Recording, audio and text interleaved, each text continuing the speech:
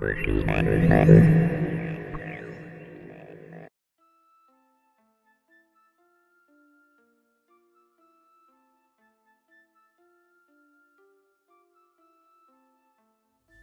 a question I get asked a lot when working with patients who need assistive devices, particularly a cane, is how to properly use it.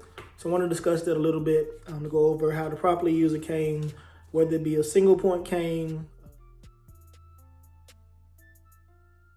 a small base quad cane, large base quad cane. Basically, the technique is going to be the same. Now, this may differ for you if you have any type of upper extremity, weight-bearing precautions, or if your therapist noticed something that may contradict what we're going to demonstrate today. So I just want to briefly go through how to properly use a cane, why you use it the way you use it, and to keep you safe. To begin, start with your cane in the hand opposite your injured leg.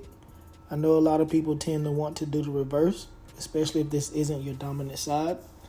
This is done to help provide support to the injured leg when the opposite side is in the air during what's called swing phase, and also helps to reinforce the normal opposite leg, opposite arm movement or dissociation of the trunk and pelvis while you're walking. Now, when you're ready to take your first step, move the cane and injured leg forward at the same time and at a comfortable distance, being sure to contact heel first if you're able to, and if you have no safety precautions or weight-bearing restrictions. Then move your other leg forward, swinging through to advance, and again trying to contact heel first if able. So let's look at that a couple more times, keeping in mind your cane placement in the hand opposite your injured leg. And for these purposes, injured could be surgically repaired, your weakened side, or your leg that's less stable. So when you begin the step, you're going to bring your cane and injured leg forward at the same time at a comfortable distance, remembering to contact heel first.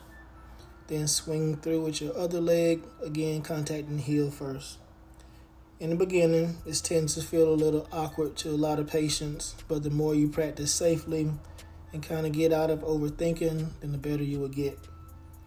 And again, I like to remind you to contact or speak with your physical therapist or your medical doctor before selecting a proper assistive device and beginning to practice to make sure you're safe and everything is appropriate.